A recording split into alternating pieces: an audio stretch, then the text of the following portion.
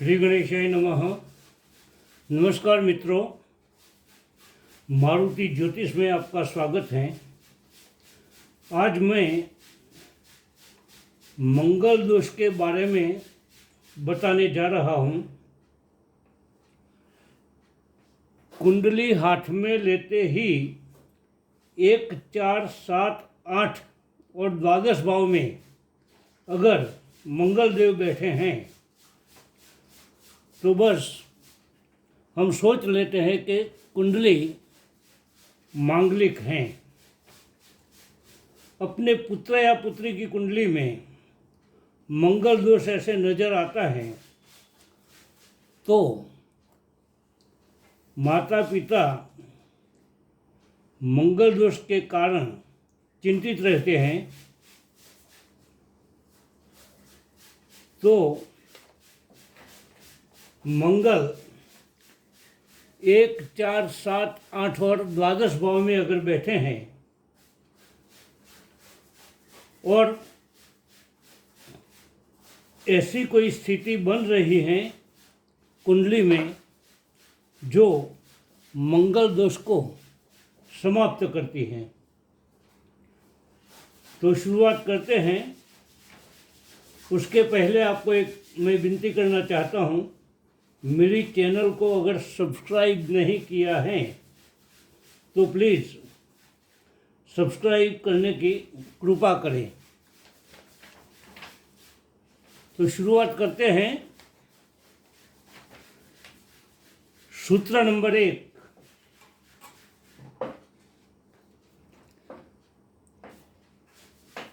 केंद्र में 1, 4, 7 और 10 भाव केंद्र कहे जाते हैं और 5 और 9 त्रिकोण स्थान कहे जाते हैं।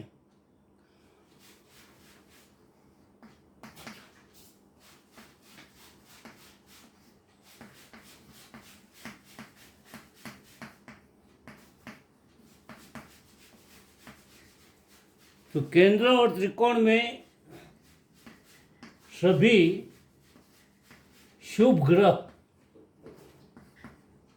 बैठे हैं।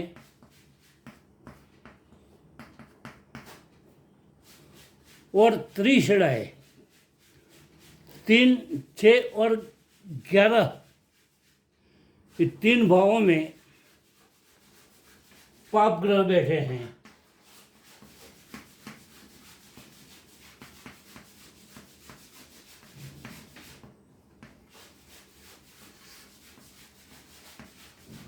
तो मंगल दोष समाप्त हो जाता है।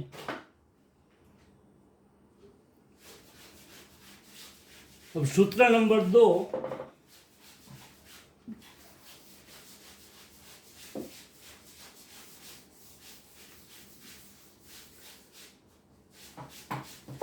कुंडली में अगर गुरु बलि हैं, कर्क राशि में, धनु राशि में, मीन राशि में, मित्र राशि में,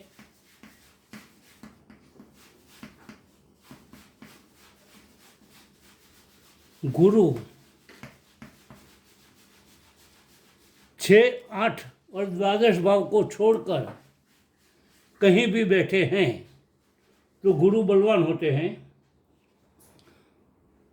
और ऐसी स्थिति में मंगल अगर वक्री हैं तो भी मंगल दोष समाप्त हो जाता है। मंगल अगर अष्टके हैं तो भी मंगल दोष समाप्त हो जाता है।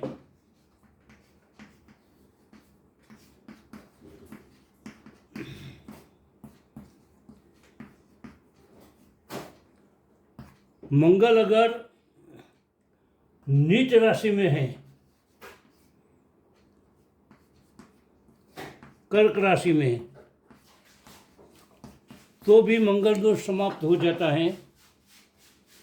और अगर शत्रु राशि में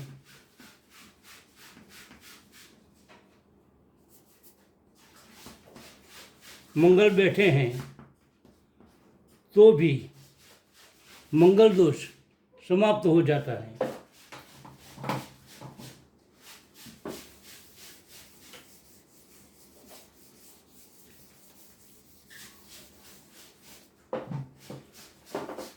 तो ये 6, 8, द्वादश स्थान को छोड़कर गुरु कहीं भी बली होकर बैठे हैं और मंगल वक्री, नीच,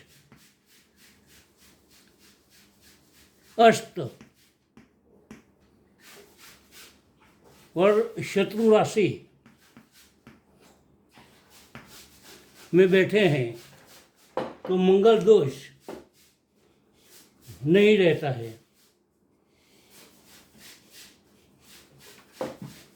अगला सूत्र है वर कन्या दोनों की कुंडली में बात करें तो अगर कन्या की कुंडली में चतुर्थ स्थान में मंगल हैं और वर की कुंडली में चतुर्थ स्थान में कोई प्रबल शत्रु ग्रह बैठे हैं,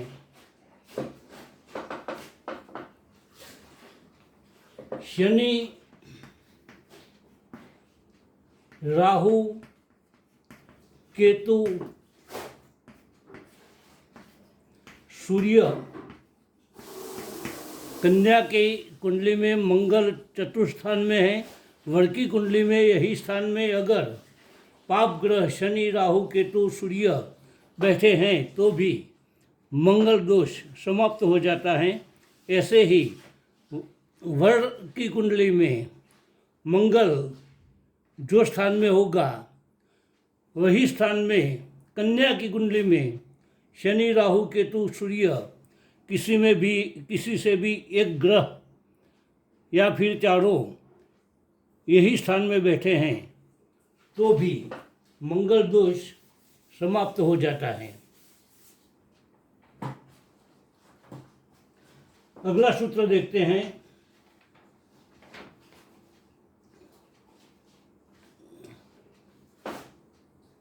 वर वधु की कुंडली में किसी एक की कुंडली में गुरु केंद्र में या फिर त्रिकोण में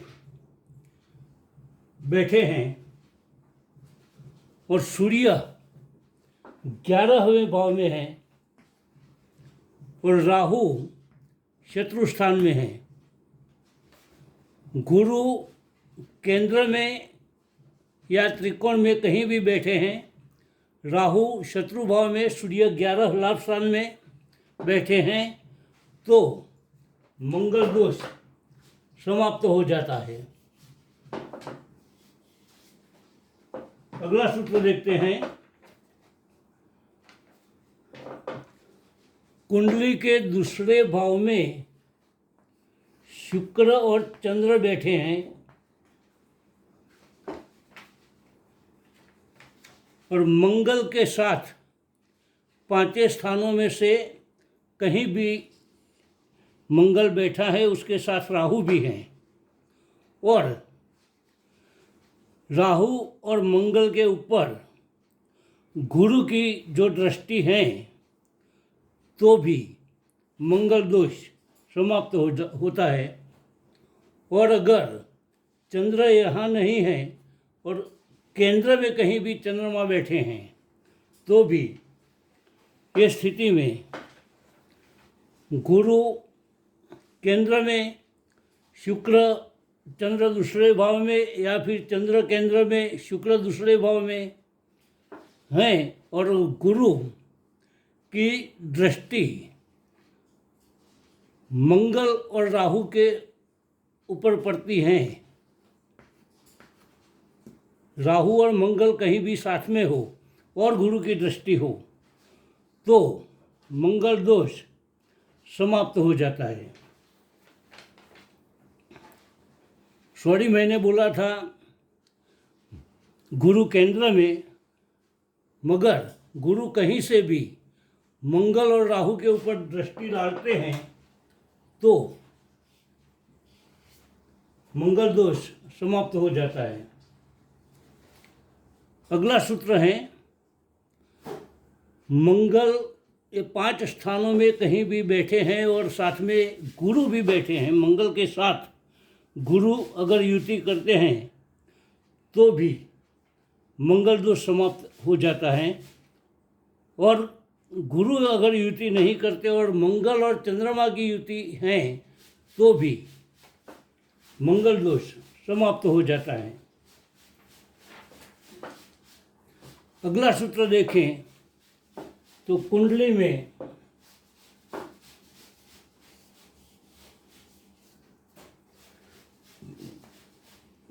लग्न में मेष का चंद्रमा हो तो भी मंगल दोष समाप्त हो जाता है। चतुर्थ स्थान में वृश्चिक का मंगल हो तो भी मंगल दोष समाप्त हो जाता है। सप्तम स्थान में मकर राशि का उच्च का मंगल है तो भी मंगल दोष समाप्त हो जाता है। अष्टम भाव में मीन का मंगल है, कुंभ राशि में अष्टम भाव में मंगल बैठे हैं तो भी मंगल दोष समाप्त हो जाता है। और द्वादश भाव में धनु राशि में अगर मंगल बैठे हैं तो भी मंगल दोष समाप्त हो जाता है।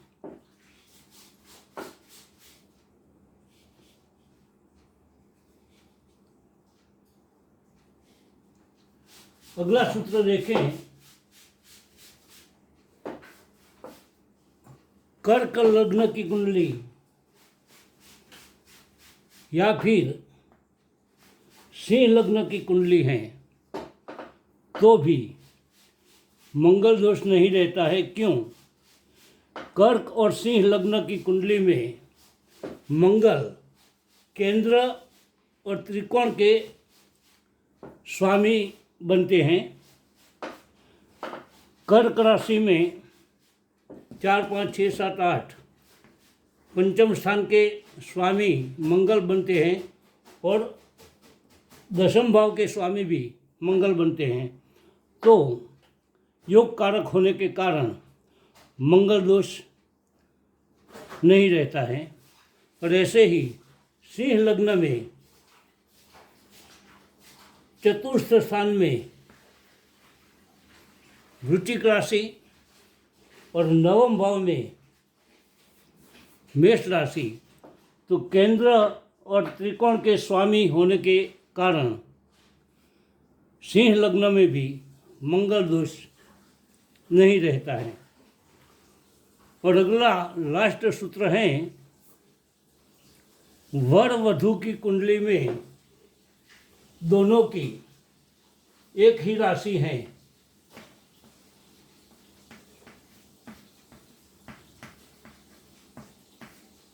वर वधू की एक ही राशि है और गण भी एक हैं।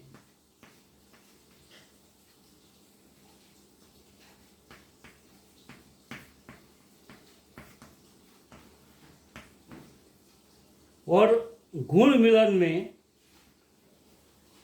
36 गुण में से